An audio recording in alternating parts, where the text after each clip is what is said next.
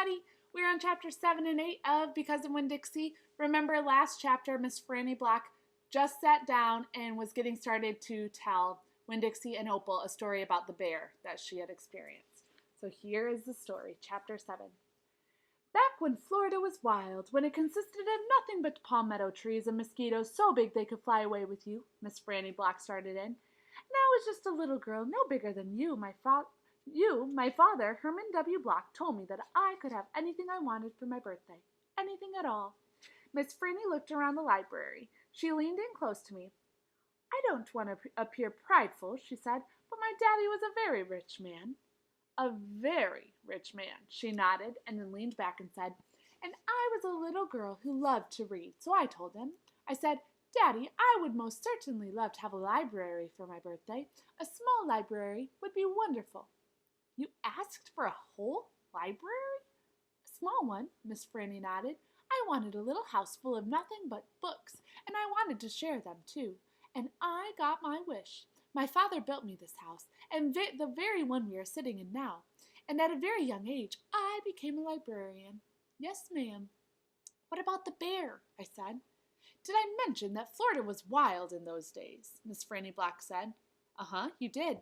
It was wild. There were wild men and wild women and wild animals. Like bears. Yes, ma'am, that's right. Now, I have to tell you, I was a little Miss Know-It-All. I was a Miss Smarty-Pants with my library full of books. Oh, yes, ma'am, I thought I knew the answers to everything. Well, one hot Thursday, I was sitting in my library with all the doors and windows open and my nose stuck in a book, when a shadow crossed the desk. And without looking up, yes, ma'am, without even looking up, I said, is there a book I can help you find? Well, there was no answer, and I thought it might have been a wild man or a wild woman, scared of all the books and afraid to speak up. But then I became very well aware of a very peculiar smell, a very strong smell. I raised my eyes slowly, and standing right in front of me was a bear. Yes, ma'am, a very large bear. How big? I asked. Oh, well, said Miss Franny, perhaps 3 times the size of your dog. Then what happened? I asked her. Well, said Miss Franny, I looked at him, and he looked at me.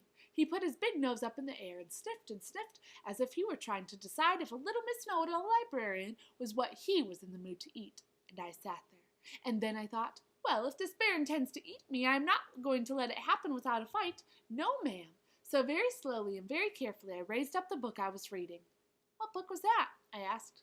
Why, it was War and Peace, a very large book. I raised it up slowly, and then I aimed it carefully, and I threw it right at the bear and screamed, Begone! And do you know what? No, ma'am, I said. He went, but this is what I will never forget. He took the book with him. Nuh-uh, I said.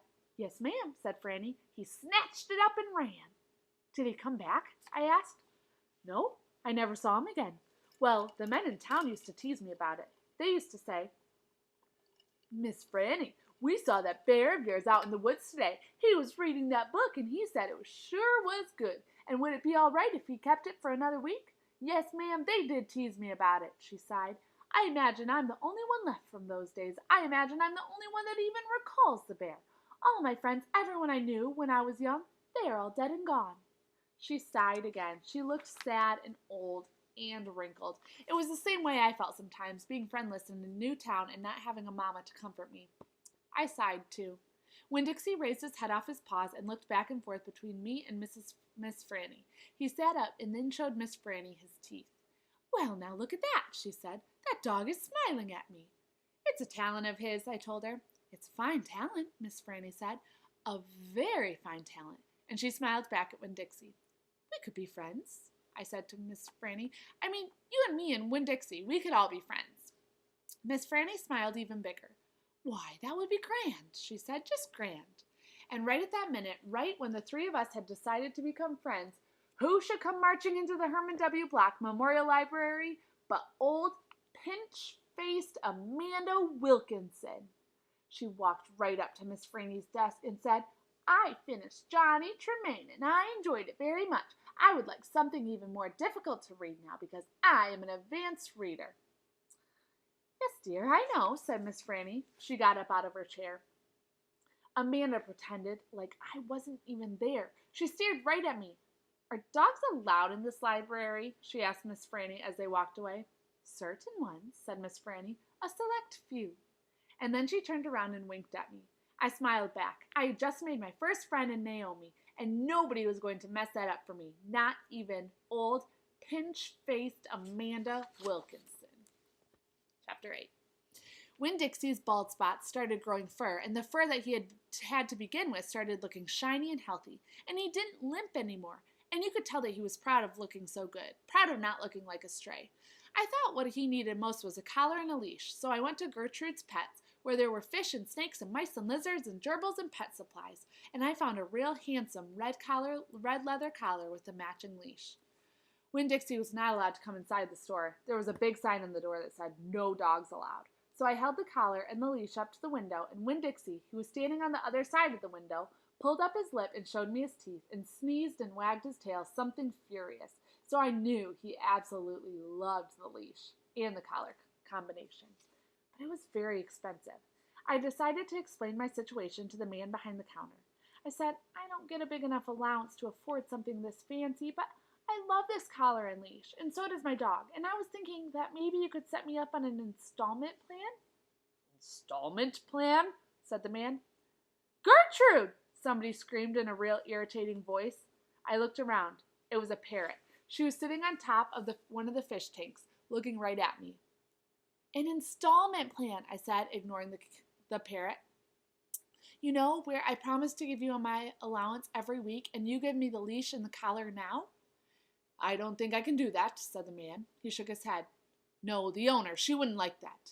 He looked down at the counter. He wouldn't look back at me. He had thick, black hair, and it was slicked back like Elvis Presley's. He had on a name tag that said Otis. Or I could work for you, I said. I could come in and sweep the floors and dust the shelves and take out the trash. I could do that. I looked around Gertrude's Pets. There was sand and sunflower seed shells and big dust bunnies all over the floor. I could tell that thing needed to be swept. Said Otis. He looked down at the counter some more. Gertrude, the parrot screamed again.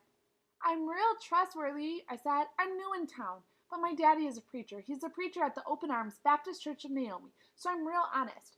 But the only thing is, Winn-Dixie, my dog, he would have to come inside with me, because if we get separated for too long, he starts to howl something terrible. Gertrude doesn't like dogs, said Otis. Is she the owner? I asked. Yes. Well, I mean, no, he finally looked up. He pointed at the fish tank. That Gertrude, the parrot, I named after the owner. Gertrude's a pretty bird, screamed Gertrude. She might like Winn-Dixie, I told Otis.